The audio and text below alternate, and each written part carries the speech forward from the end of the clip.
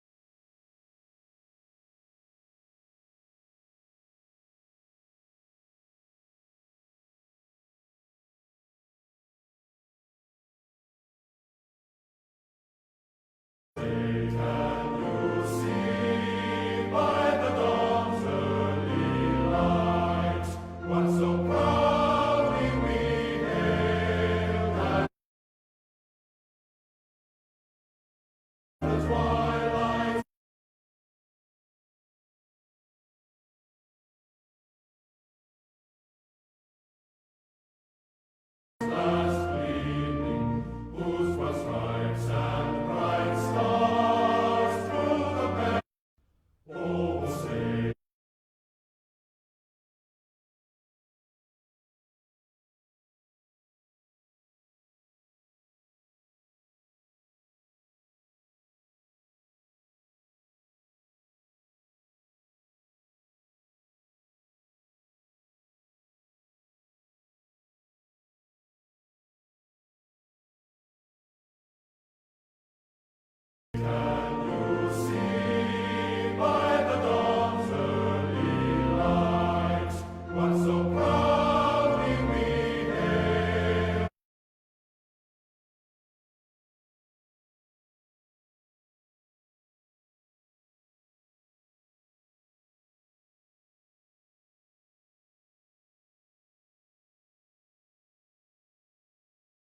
Oh, say.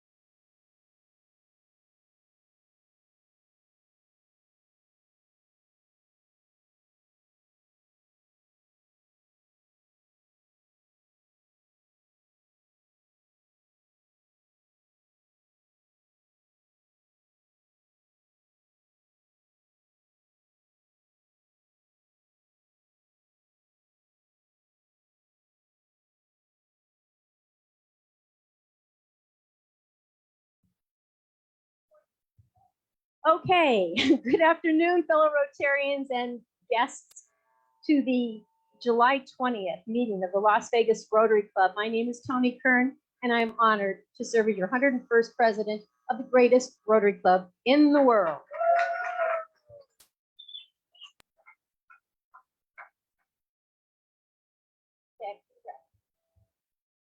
Before we start our schedule and agenda today, I would like our Rotary family, out of respect to and in honor of Joni Marie Werner, Abraham, Bob Werner, and family, for a moment of silence.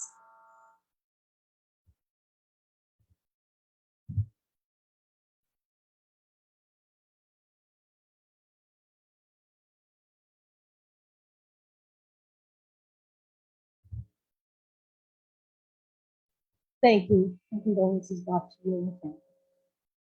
I would like to ask Larry Cohn and David Jones to come forward for the invocation and our song.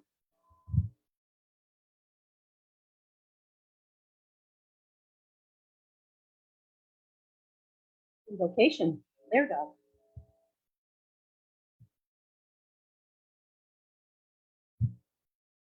O Lord, we thank you for all the blessings of sound body, mind, and spirit, and implore your mercy to keep us healthy and safe from all kinds of diseases and ailments. Our Lord, you are all-knowing and almighty. You are the absolute creator of all causes and their effects. You control life and death, sickness and health. You are the ultimate healer, and the healing comes from you alone. Empower us with knowledge, wisdom, and compassion who bring the power of healing to the sick and to the suffering. O the compassionate one, we seek your assistance and guidance, your inspiration to keep us the good work and to serve your beautiful creation and their pursuit of health and happiness. Amen. Oh, I don't even need to go there. So I'm going to give a little introduction. 35 years after the Revolutionary War in 1776, the British Parliament decided to put a naval blockade on the United States. Apparently, the industry had taken over too much, and they didn't like that, exports to Europe. So with that naval blockade, there began the War of 1812. And that war started with, let's see if I can do this.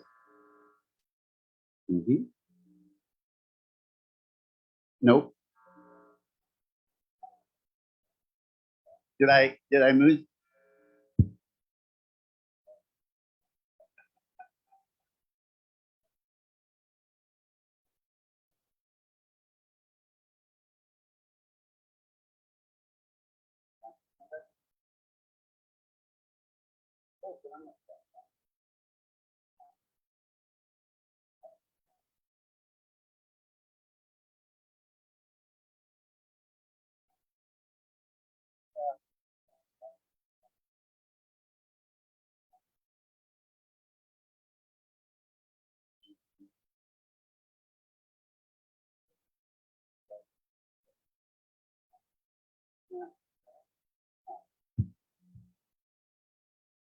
Of all the blessed laid plans of mice and men.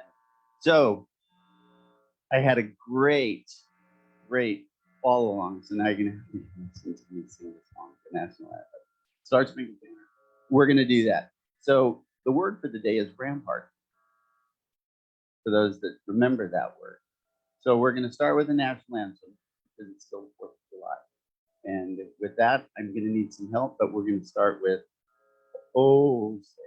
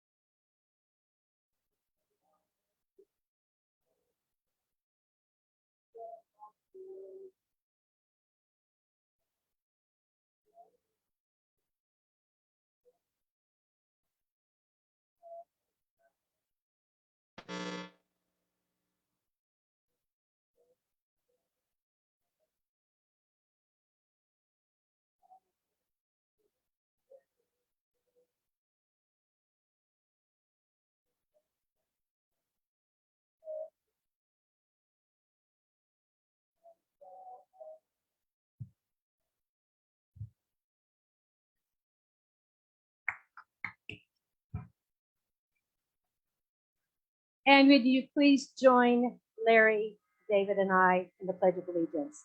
I pledge allegiance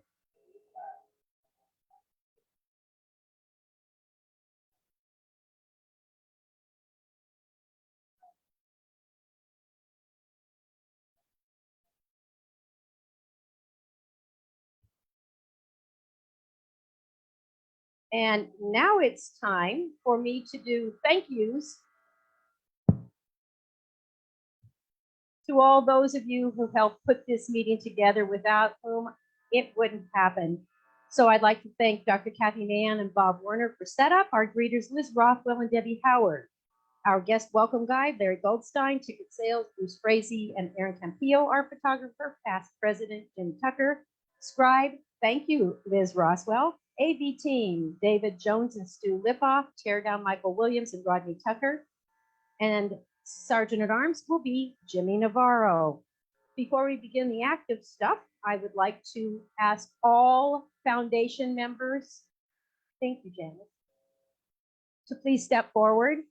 Don't be shy. Come on up over here. All the foundation board members.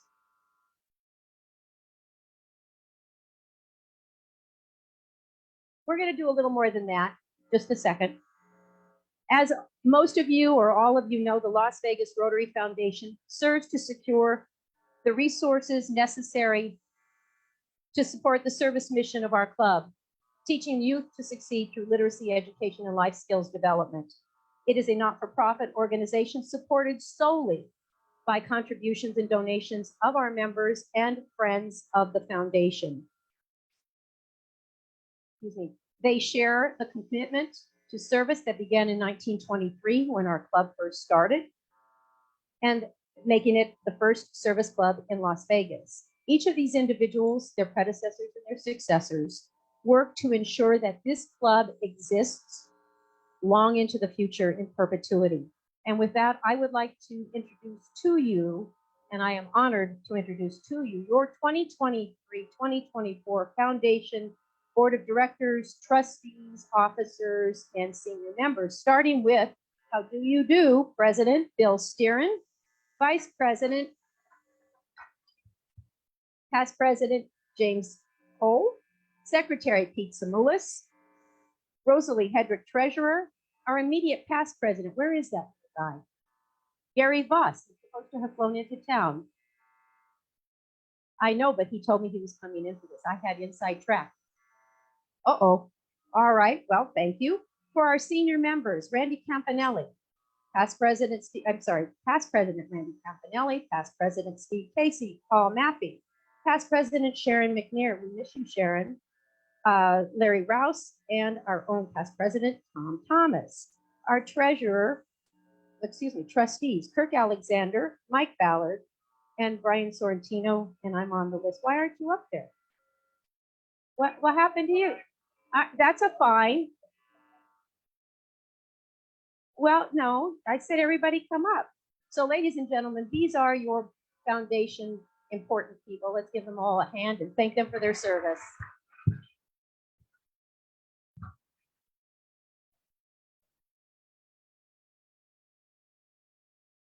Well, so continuing with our introductions, Jimmy, are you ready to roll? Where are you? Ready to roll? Up you go. So, Mr. Bob Warner, do we have international guests today? All right, got the mic. Go for it. We have an entire family from Taiwan, and I'm going to introduce you the Rotarian, and she'll introduce the rest of the family. Hi everyone, my name is sorry about that. Hi everyone, my name is Sherry and I'm from Taiwan. I'm here with my family. So this is my mom, Lisa, my brother Eric, and my dad Tony, who was a past president last year.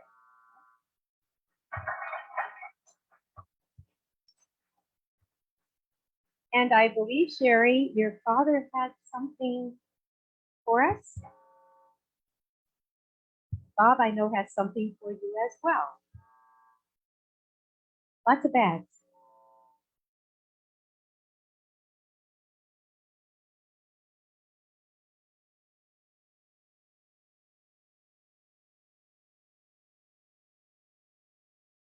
So many bags. And flag, you want to do flag exchange first?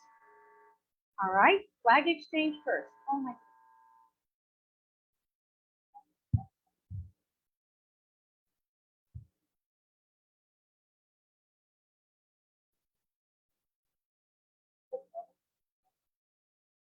Oh my goodness. Have another one. Thank you so very much.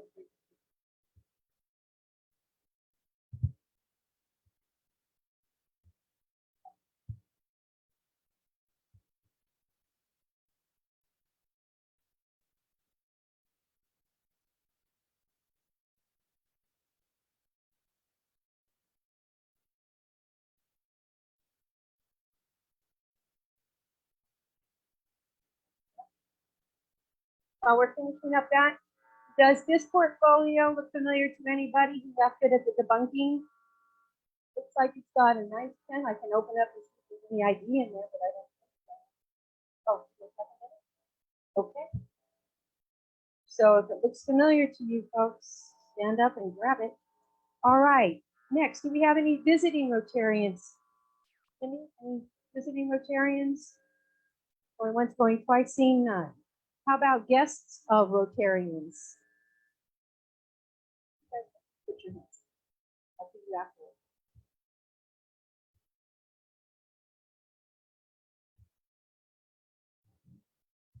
Madam President, I have two special guests. One is my granddaughter, Karina Varghese. She is also a Paul Harris Fellow. And she has great interest in journalism, meteorology, and she is trying different things to move in that direction. She broadcasts from her school, some of the events, and she's doing excellent. I'm very happy to introduce her to the class. The next guest is my daughter, Sheetal Varghese. She is now an artist. Before she was management internal auditor. And now she is an artist and she presents her art in galleries. So she has been very engaged. And she is also a Paul Harris Fellow. So thank you. Any other guests of Rotarians? If any, put your hands up. Oh, Nikki. Oh, okay. She's pointing me. There you go. Thank you. Karen. I'm happy to introduce or reintroduce Tim Mullen from USO. Yay, Tim. Welcome back.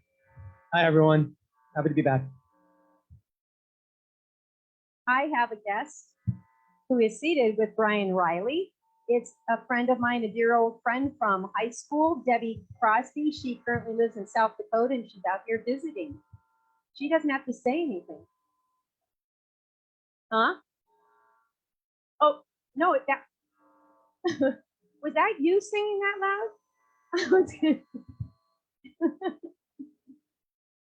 Okay, so thank you for joining us.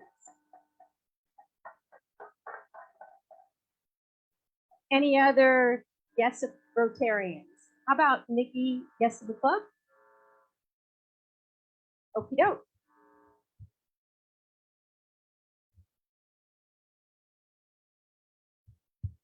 Good afternoon, everybody. It's my pleasure to have my guest and our guest of the club, Debbie German. She is a commercial real estate representative with NAI. And many of you may know her. She's been in Las Vegas, very active for quite some time. Welcome. Any other guests of the club? Going once, going twice? And I'd like to introduce my head table, our speaker, Dr. Jessica Farrar, Pam Lang, who most of you all know from Spread the Word Nevada. She's with Pamela Lang Consulting, and also our event planner extraordinaire, Janice Lanke. So thank you all, and welcome to all of you for joining us today.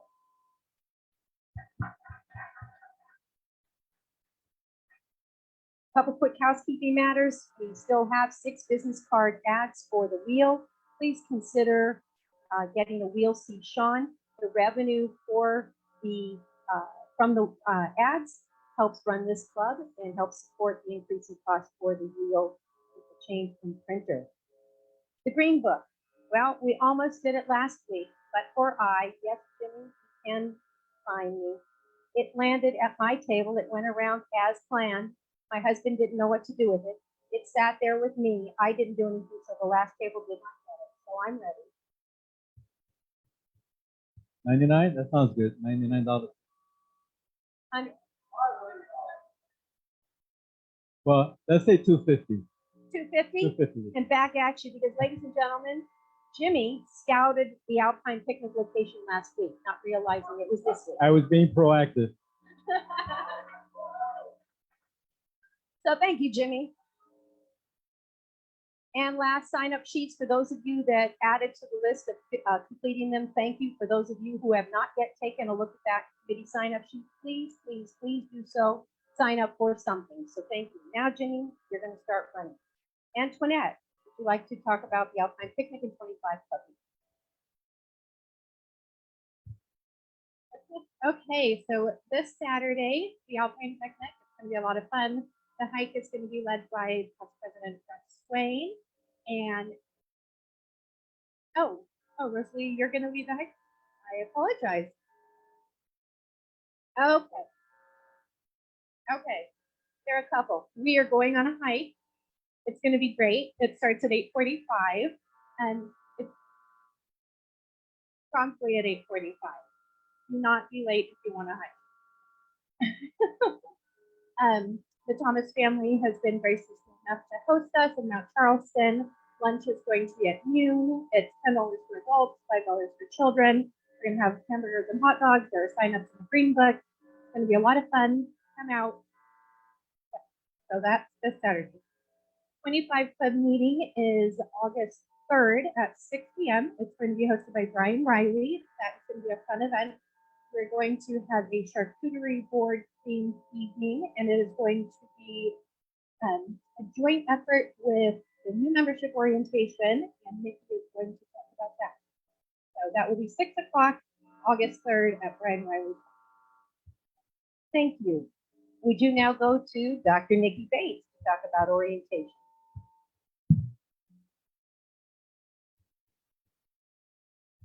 All right. With the fabulous focus over the last year of the 25 Club being about more information based as well as social, we decided to jump on board.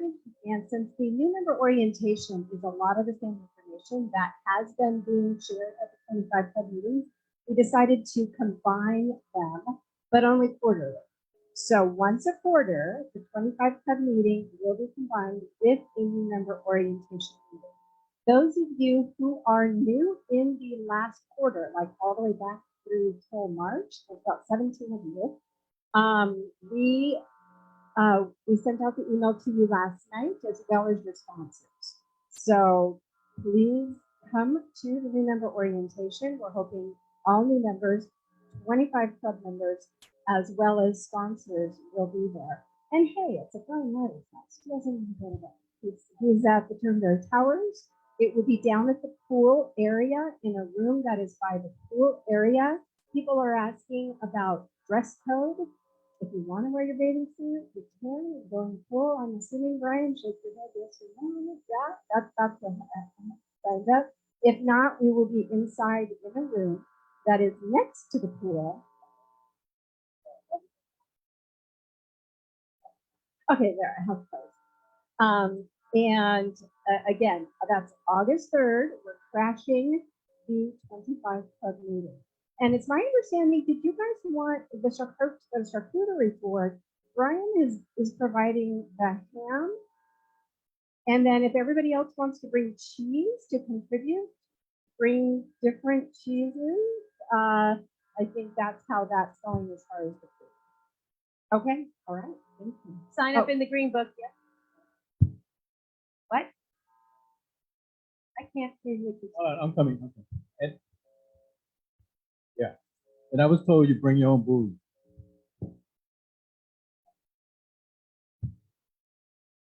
I'm interrupting, but Arlene brought up a really good point to me just now about the hike, that we might get more in attendance because there hasn't been much conversation about it. So I just wanted to add a few extra things to that. Number one, we are meeting at Tom's at 8:45. The reason being 8:45 promptly is because we're hoping to be on the trail by 9 and in hopes that we can do the entire trail, which is 6.5 miles. Those of you who don't want to do the whole trail, you can back out and go back. With the first part of it, we start at Tom's on the backside. There's a shortcut which is on the flat portion of Bristlecone, which is pretty easy for most. If you want to go beyond that, which is going to add probably about another 3 miles out through the shaded area, then you can stay on with the trail. So I just wanted to bring that up because Arlene said people are asking questions, they don't know where it is. Thank you for doing that. And also, if you're going to add stuff, Tim from Palo Verde High School, who was here last week with the students with his Wilderness Club, he and 7 of the students will be there, so they'll be looking for Rosalie. So join, have fun, and get exercise. Okay. Next on the list, we have past President Jim Cole about Summer Santa Claus. Thank you, President Tony, my fellow Rotarians. So we're doing a clothing drive for Project 150 as part of our Summer Santa Claus. And we're looking for clothes. We're picking them up this week, and we'll pick them up next week, and then we'll pick them up to Project 150. In addition to everything that we donate here as far as hard goods are concerned, your generous donations to our foundation has supplied a $10,000 buy with J.C. Penney's, and they have very much they've been a great corporate partner for us. They give us a really good discount, so we've got a ton of clothes for the kids, and we'll work on having an unboxing project in the future. We're trying to figure out when they're actually going to be delivered. And also, if you have any toiletries or feminine products that you can donate, those are greatly needed too. These poor kids are homeless and or surfing on couches, and so anything you can give is greatly appreciated. Thank you. Thank you, President Jim, past President Jim. And if you would take Jimmy to past President Karen Wisenhunt, please, for the putting tournament and family Rotary.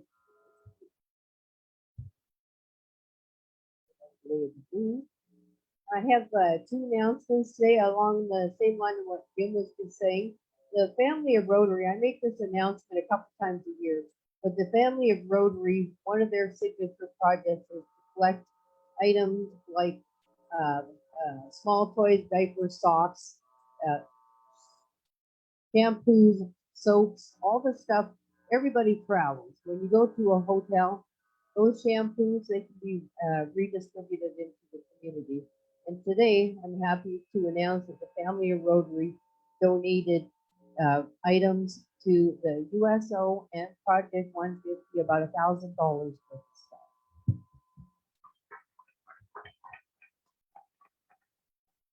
Second is the golf putting tournament, which is September 25th. It is a Monday night. We're looking for golfers, and we're looking for the adults and children. This is a family-friendly event. And we're also, at this point, we're looking for sponsors for food and beverage, printing and marketing, and also full sponsors. So everybody got this in the email. And come on out. Invite your family, your friends, your business associates. This is open to all, and I hope you can all come out. Thank you, Karen. Jimmy, if you'd now go over to Mike Kudamont, who, ladies and gentlemen, is our District 5300 Youth Exchange Organizer. Is that the title? Where are you? What's the O stand for? Officer. So he's a big with the district. Mike, you talk about our youth exchange program? Yes, I know. So everybody knows that we have a student, youth exchange student coming up from Chile this first week of August. I think it's August 3, but we will have that pinned down. Now, I just wanted to see if anybody would like to be at the greeting party in the airport. We would like to greet them in the airport, welcome them to Las Vegas and Las Vegas Rotary Club. So I think we got to sign up for that one. Please sign up so that we can organize and meet Mateo. Mateo is his name, 16-year-old from Santiago, outside of Santiago, Chile. And the other thing that we need also very critically is we need a second host parent. We have a host parent right now. We have the first one who's going to host him for next 3 months. We just need a couple more who's going to do the second and the third. So we're looking at starting November, December, January, and then we got February, March, and April. So anybody interested, please see us. Me and Brian. Brian is also another part of the district youth exchange program. He is the country coordinator for Netherlands. I'm country coordinator for South America. And then, yes, please if you're interested in hosting, let us know because we need them. Thank you. Thank you, Mike. And Mike, would both you and Jimmy now come up for a special presentation, I think you have? So now Yes, you're in we're gonna trouble. do a Paul Harris presentation. Jimmy Navarro is gonna Telling out the mic.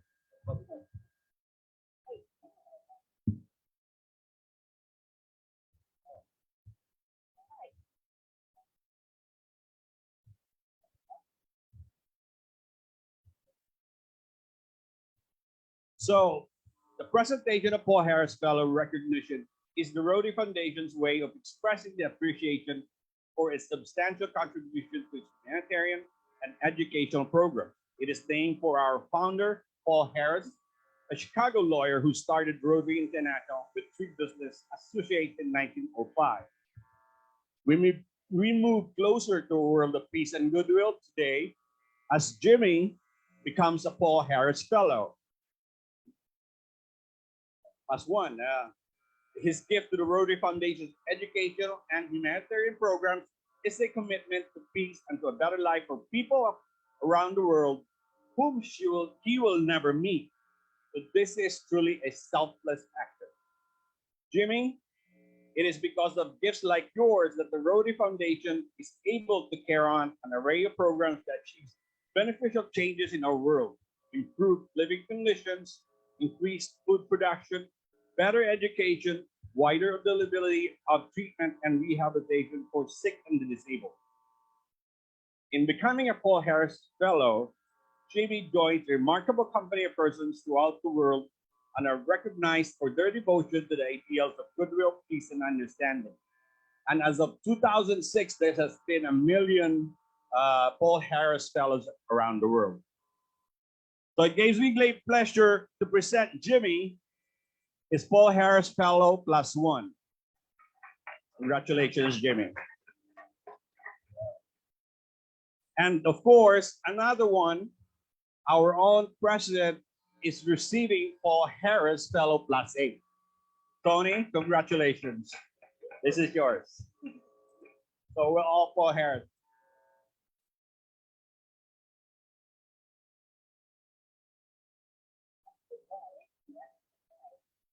Thank you. So now, having gone through all of this so quickly, we are ready for the ticket drawing, and then we might have a few minutes for fellowship. So everybody who bought raffle tickets, last four numbers for the pot. Oh, wait a minute. For the pot, the last four numbers are 6729. Whoever's got it, come on forward. Yay!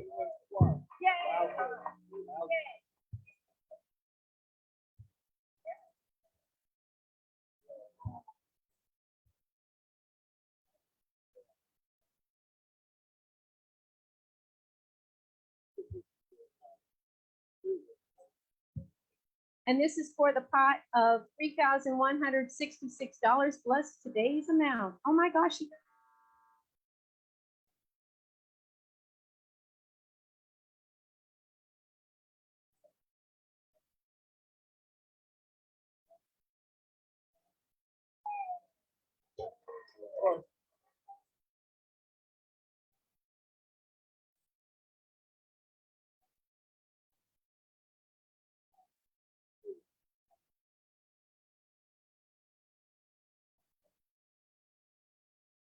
Really hard to remember to pick the mic up. For the Lowry's box, ticket number last four, 6553. 6553. Lowry's box. 6553. How can it be? Okay, you all accept it? I think I need another ticket. 6553. We know somebody has it. And honestly, I know I'm looking at it right. Yep. 6553. The Yiddish Mädel.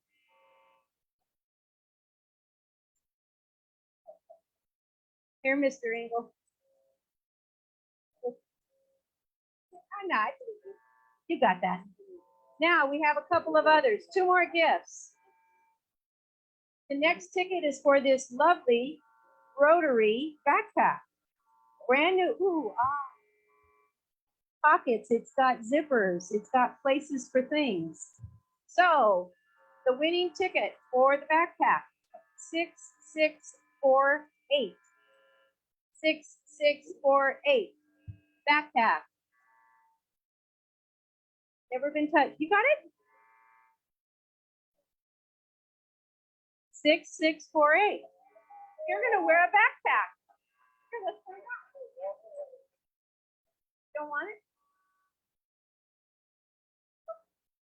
He's donating it back to the club. Let's get another ticket. In the meantime, we'll do the next ticket for this as well. Next up, thank you, Bob, for your donation. 6541 for the backpack. All right, all right, all right.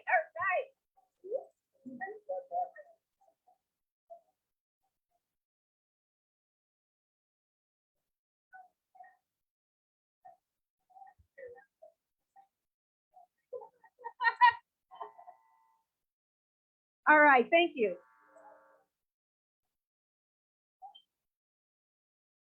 Six, five, four, one.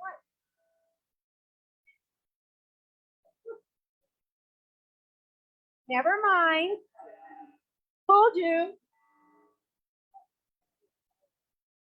All right, the last one, and this is the top dog. Hello. Do I need to bang the thing? Okay. Top prize. We've got two beautiful pairs, both UCLA and I don't know, Clark High School, Rotary socks. Winning ticket for that is brought to you by me from President-elect Training, straight from Los Angeles. 6680. Who's the lucky winner? 6680. Oh, yay! Yay, Susan, congratulations. You and Z can match. All right, we do have about 5 minutes before we're going to start with our speaker presentation. So let me ask, where is the green book now? Green book, green book. Wait a minute, that's as far as it's gone? Hello, folks, move it down the. It should be halfway around the room by now. Keep it going. That whole long back line, back around and to the front. And with that, enjoy 5 minutes of fellowship, ladies and gentlemen.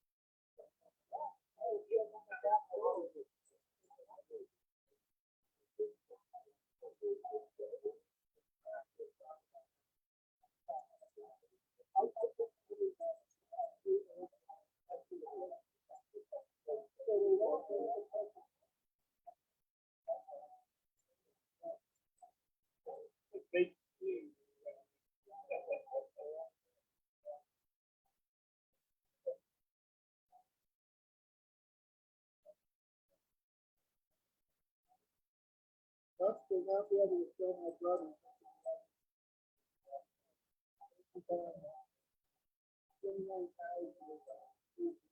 Oh, really? Yeah.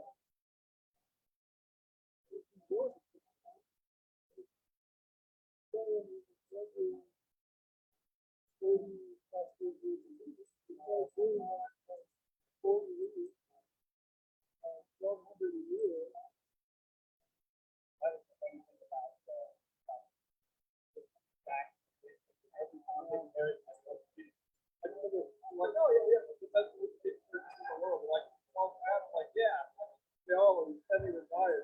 Right. Yeah, somebody I have. Who wasn't needed to retire. So the party has. I did not know. I did not even know that it was down. And I'm just like, I just thought it was free because it's kind of rough over there. Right? So I'm just kind of waiting it out. All of a sudden, I hear this sounded like like something out of Walt Disney. I hear these kids like humming and singing. Here's kids like at least like 5 years. They're just going on the stage, and I'm like, this is pretty embarrassing. But I'm gonna have to follow these 5 years. Oh.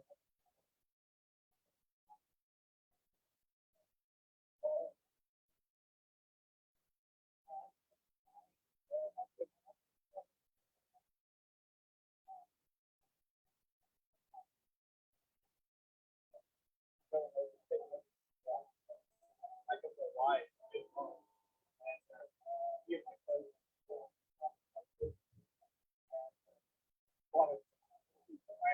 Lava field and just kind of stack on it. It's going to fool around with off-grid electrical food.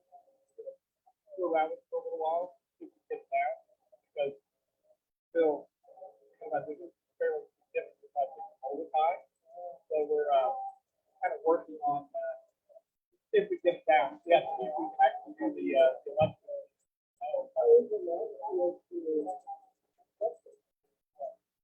Technically, the lava is very porous. This particular part of the island, planning commission, nobody will come over.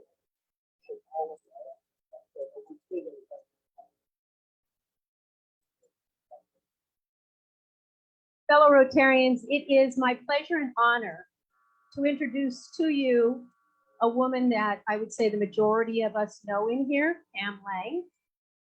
She's with Pamela Lang Consulting, formerly with Spread the Word Nevada, and but for her, I would not be around all of this. To introduce our speaker today, Dr. Jessica Farrar. Pam.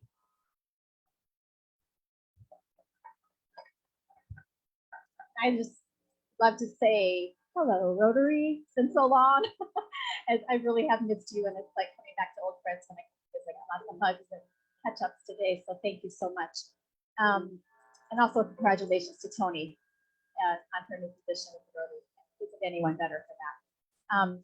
I think over the last decade or so, or 2 decades plus, I need to admit, and the last several years of doing private consulting for fundraising, that I don't think I've ever met a woman that who has a star that has risen faster than the one that I'm going to introduce you to today. She has created a brand new nonprofit, which is not an easy feat, but she has wasted no time, and she is filling a niche in our community that no one else has taken a look at, which is also very unusual. She is filling a resource that is not only not available nationally, but certainly not here in Nevada as well. So she is strengthening our medical community in an amazing and incredible way that I can't wait for you to hear about. She is thoughtful, she is a leader, she is passionate, she is brilliant, and she leads with her heart. And I couldn't be more pleased to introduce Dr. Jessica Farrar of the Farrar Foundation.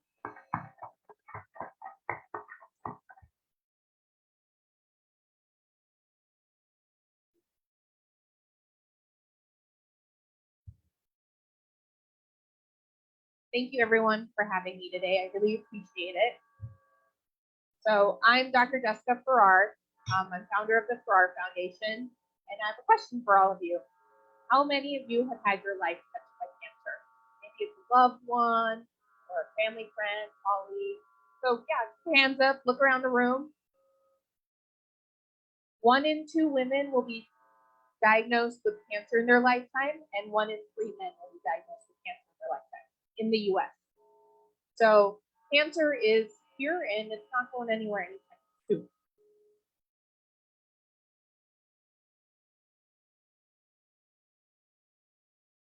So these are all patients of the Farrar Foundation. They're all folks that live in our community. They are your mailman. They are your kids' professors at UNLV. They are your Amazon delivery guy. They're all just local folks living here in town. So I'm going to talk about one patient in particular. This one right here. So that patient is my dad. After I went to dental school here in Las Vegas, and in dentistry, doing residency is optional, so I chose to do one, and I did mine at Baylor in Dallas, Texas. And while I had just moved to Texas, he moved me there, and a couple months later, we found out he'd been diagnosed with a really aggressive form of brain cancer. And so I moved back home to help my dad with his care. I had gone through a few months of my residency, and in my residency, I'd actually was the dentist on staff at a cancer center. So I learned how to treat cancer patients during their treatment. And during that time, I saw how effective dental management of cancer patients improved the cancer patient's outcome. Different cancers have different side effects, and so we titrate the treatment for each patient. But when I went home, I saw what I could do firsthand to improve my dad's outcome. Unfortunately, the kind of cancer he had was not something that he was going to recover from. And after he passed away, and I went back to my residency, I realized we need to be doing this care for all cancer patients. I was fortunate to be training in the Baylor healthcare system. If any of you have been to Texas, the healthcare system there is very robust. And I was part of the care team of cancer. When I decided to move back to Vegas, my husband and all our families here, so we decided to move back to Vegas. I wanted to continue this kind of care here in Vegas. When I first came back, I realized there's nothing on that scale happening here. And I had talked to medical school, I talked to comprehensive, I wanted to pilot some sort of program for patients here to improve their treatment. And after many years, we finally were able to create the Farrar Foundation patients. So on the most basic level, what the Farrar Foundation does is it does all the dental care of a cancer patient. So before a cancer patient starts their treatment, we clear them, make sure they're able and healthy enough to start their treatment. If not, we get them healthy to start. During their treatment, during their chemo, radiation, surgery, we do all the supportive care that they need. And then once they're done with their treatment, we do all the reconstruction that they need. And that's really depending on what kind of cancers they have, what they'll need.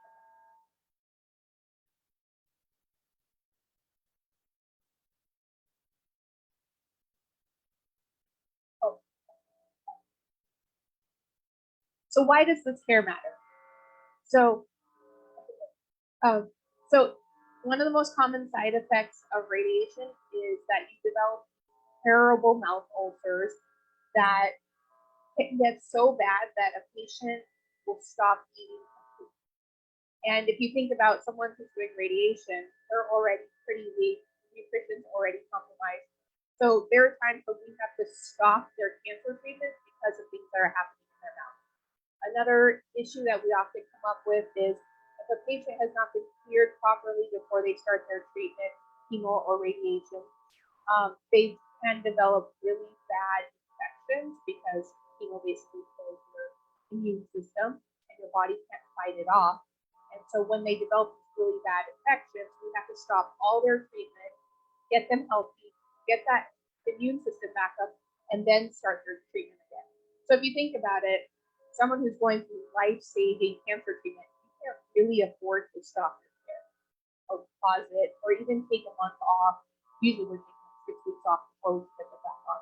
So you're massively delaying your treatment, which then worsens your prognosis, which worsens your long-term health. So the whole point is we want you to be healthy so you can get through your treatment and get back to living your life before you.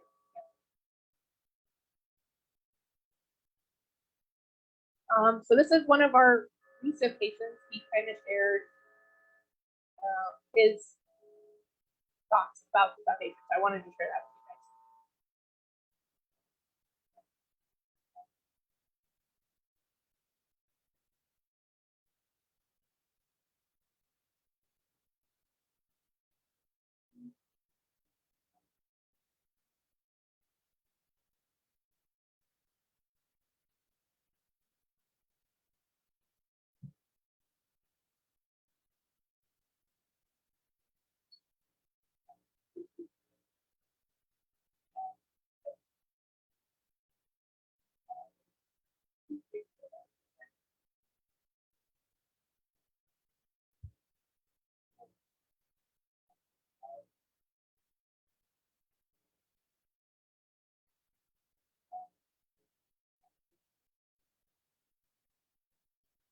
So I'll tell you a little bit about Carl. Carl was diagnosed with cancer actually only a couple months ago, and he got sent to us prior to starting his radiation treatment. From his diagnosis to starting his radiation, it's been like 3 weeks, but in that time he lost his home, and so he actually became homeless during before the start of his treatment. So all the care that we provide to our patients are done free of cost to them, because the majority of the patients who need this kind of care are usually on state support before disability because they can no longer work due to their treatment.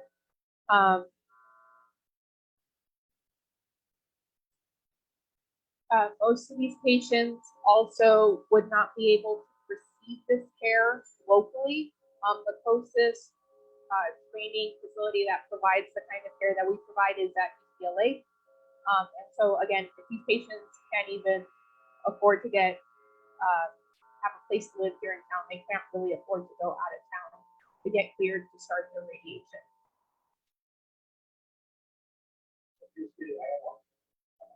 So you can help. Our donors provide funds to help us support these patients and do their care. We have been fortunate enough that a lot of manufacturers of the products that we use donate the products to us. We have all volunteer healthcare providers. So yeah, every doctor, every lab, everything is donated to us. We're really fortunate in that way.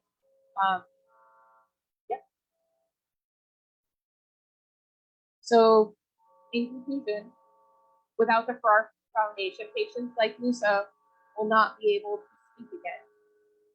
Patients like Judy won't be able to eat again. Patients like Doris won't be able to smile again. Thanks for listening.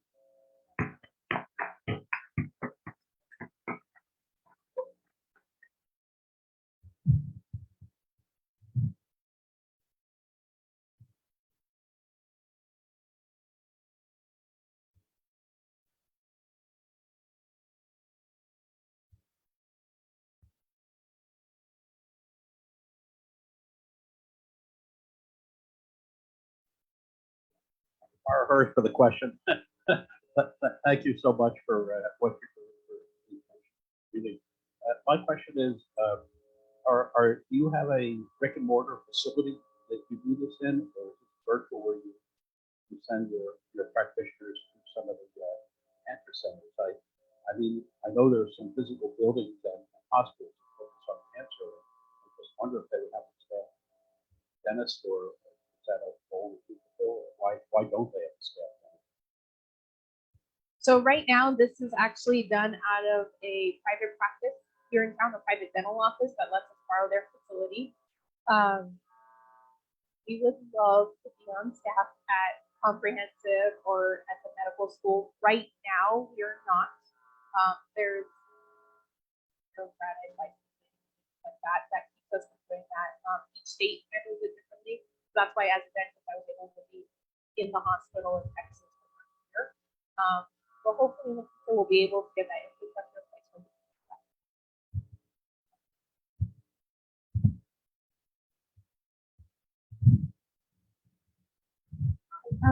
I was just wondering, are there fellowships in cancer dentistry? So there is no explicit specialty that provides this care. There are like certificate fellowship programs you can do, but you don't have to be a specialist to provide this care. Like I'm a general dentist, and because I have the residency training from it, I'm able to provide this care.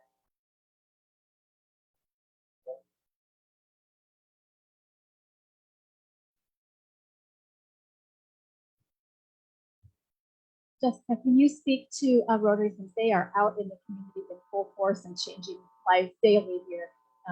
There's such a big, strong team. Can you speak to the importance of awareness and who they can talk to about the Flora Foundation?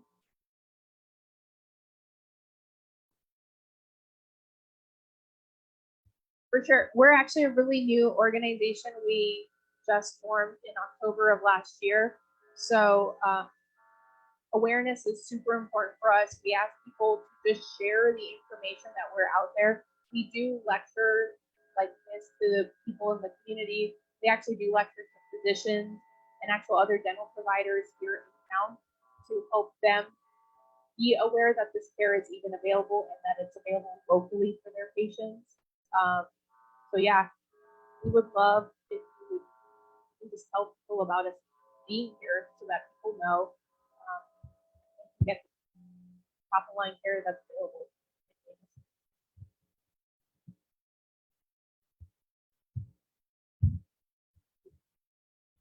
So, what are the next steps? What do you need? For sure. So the next step for us is to actually get our own facility. We are outgrowing the facility we are in now. We have a waiting list for patients as well, which I hate because for these patients, once they get their diagnosis, everything's really time sensitive, and having a wait list means they're not able to get it as fast. And like for a patient whose first line of treatment is radiation, if they don't get clearance from us, they can't start the radiation or do their surgery. We can start, sometimes we can start chemo, but like they literally can't get mapped out for the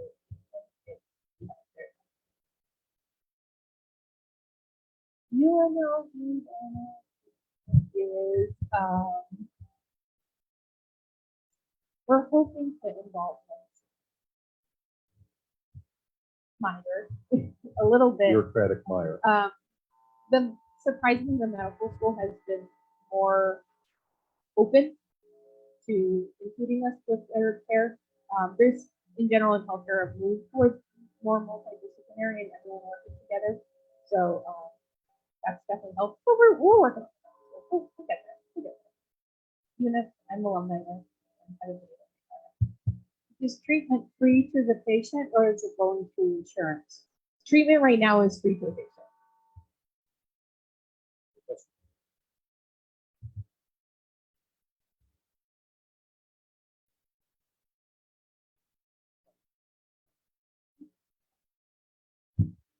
I'm sorry. Question? Sorry. What's a typical treatment plan? Can you give us an example of one that was unusual as well? I'm gonna go back to the beginning because I'm gonna use the faces to kind of get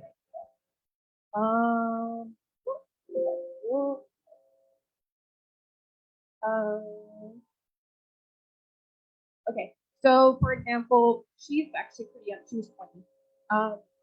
For her, it was pretty straightforward. We do like a full exam. We take whatever exercise we need. She came to us in braces, and so when you're she had neck cancer. So when we're doing radiation in the head and neck area, it's really hard on the bone. So for her, it was pretty straightforward. It was get the braces off, clean the teeth, and then we make them trays to wear during their radiation treatment to help protect the teeth. Radiation treatment, to help protect the teeth. And then we give them supportive products to get them through, because a lot of times when you do radiation to the head and neck, your spit glands are in the way. And so radiation going through that damages them. So your mouth gets very dry. We care about that because your spit is the natural way for your mouth to clean itself. So if you lose your spit, you're more prone to cavities. So that's why you'll hear a lot of people say, like, I have radiation to destroy my teeth. That's basically what's happening there, is that the mouth can't clean itself, they get food stuck everywhere, and they develop cavities. Another thing that happens with radiation, we talked about those ulcerations that come up in the mouth. So we also start them on products before they start their treatment to keep everything really robust. So they're going through pretty.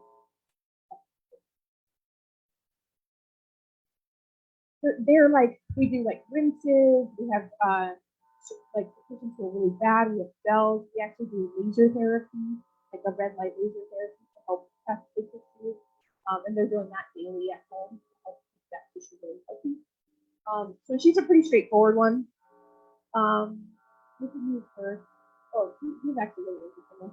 His cancer ended up being up in the upper jaw towards the back, and his lesion was so big that they had to take out like half of his upper jaw.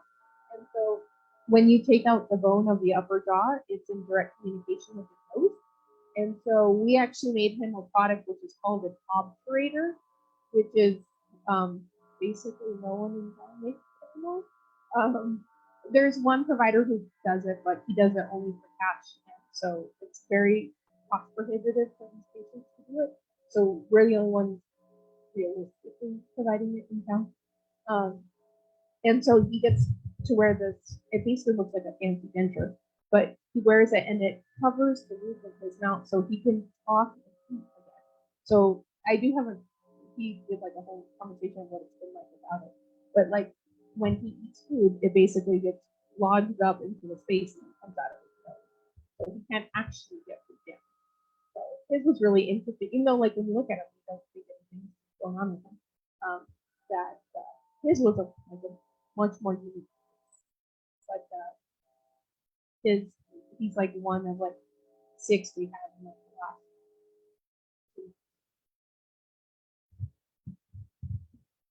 Yeah. So okay. So he was asking what's the length of time. So it depends when you come in, at what point in your treatment you're coming in. Like for her to get her started, I saw her on Friday, so she could get MAP radiation on Tuesday. So like we're following through that. For him, I saw him prior to his surgery, did all my planning, and then he had his surgery in December, and then we're in the process of fitting him for the prosthetic now because he has to heal and all that. So longer timeline. I do have patients like her who went into remission, cancer came back, was doing different things again. So like for her, I've been seeing her for a couple years. She's at about a year. She's probably at about 2 years.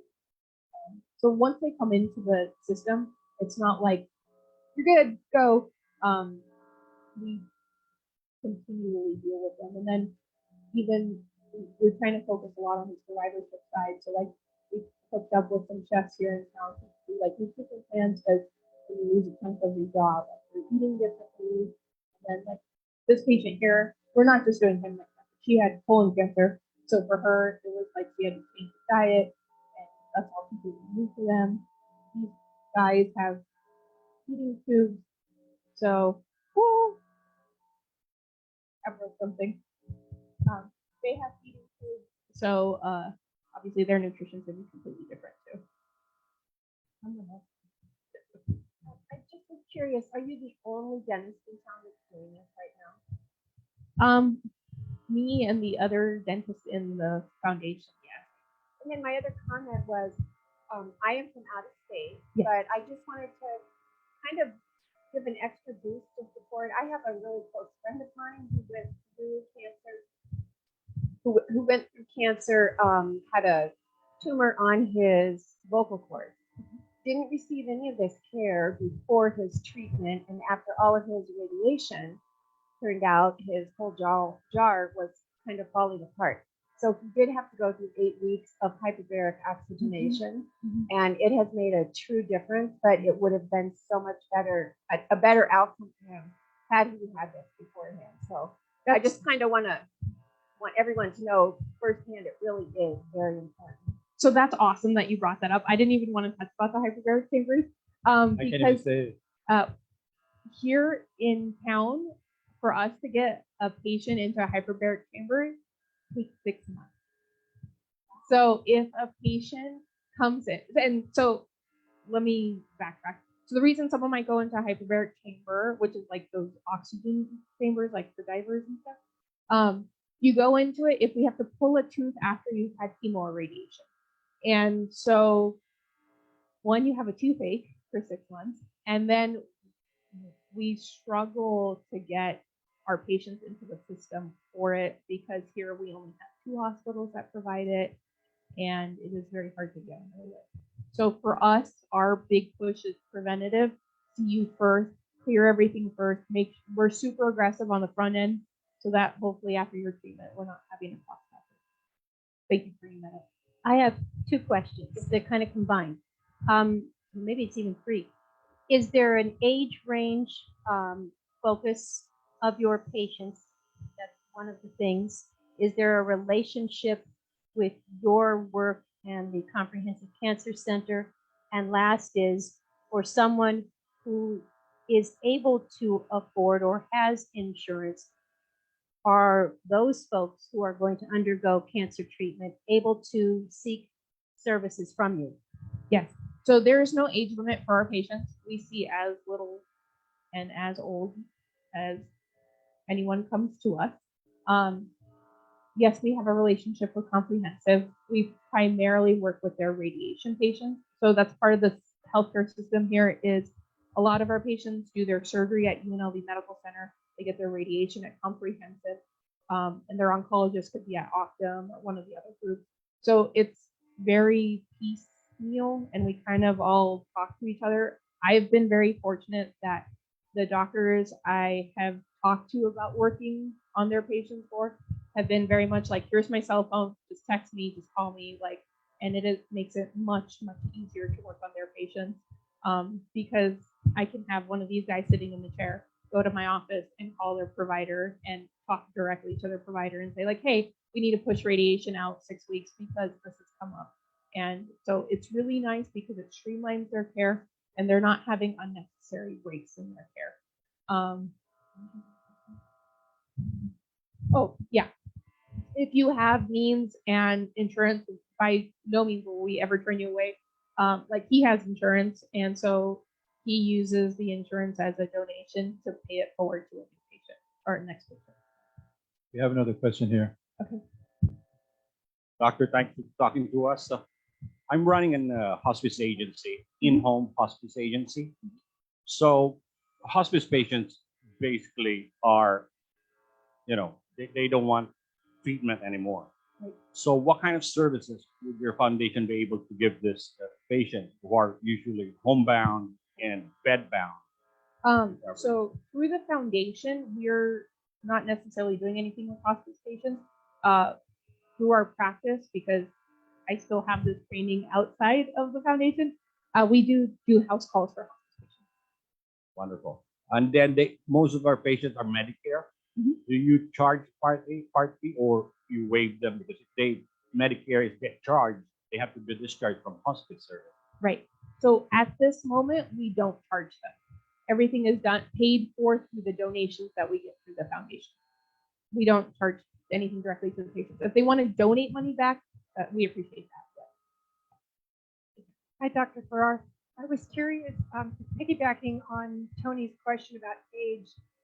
Cure for the Kids Foundation has pediatric dentistry through Roseman University. Do you collaborate with them? Yes, we do. So Cure for the Kids, their kind of primary mission is cancer patients, right? kind of like comprehensive because we're a smaller medical community. We're more grab bag and like unusual genetic issues, things like that get managed through all. We say our missions are these, but we kind of collect these other patients too. And so we see a lot of their patients that don't fit in their mission. Yes, sir. How many patients would you be taking care of at any one time? And how many dentists do you have in your organization? So we have 2 dentists. Any one time that we have patients, we're probably at 100 patients right now in under a year.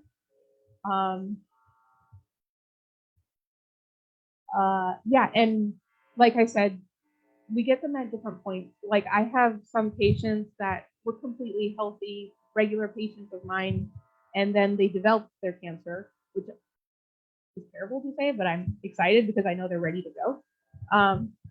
Some we get right before they got their diagnosis and right before their treatment. Some we get, like this one and the last one I got after their surgeries had already been done. So like they've got metal recon plates, and so I'm kind of just working with what I have. So yeah, does that answer your question? Yeah. Any other questions? Thank you.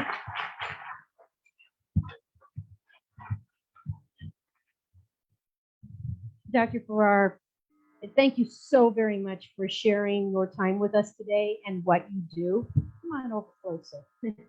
And in appreciation for your time, we would like to present you with our legacy book of 100 Years Rotary Club of Las Vegas.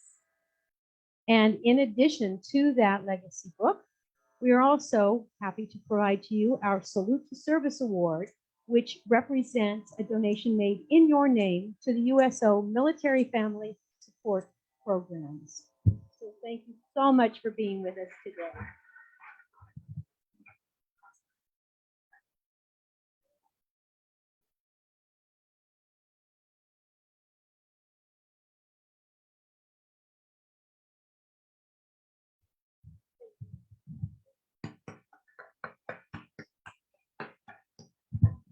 Two things, ladies and gentlemen. Where is the green book? Number one, where is it? You just have it. You just got it. So there's 3 more tables to go. We are improving. We are getting better. We do that well.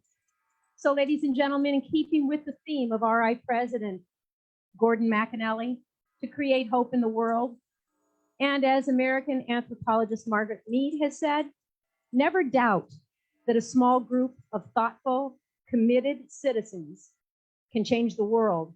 Indeed, it is the only thing that ever has. And with that, see you next week, and meeting adjourned.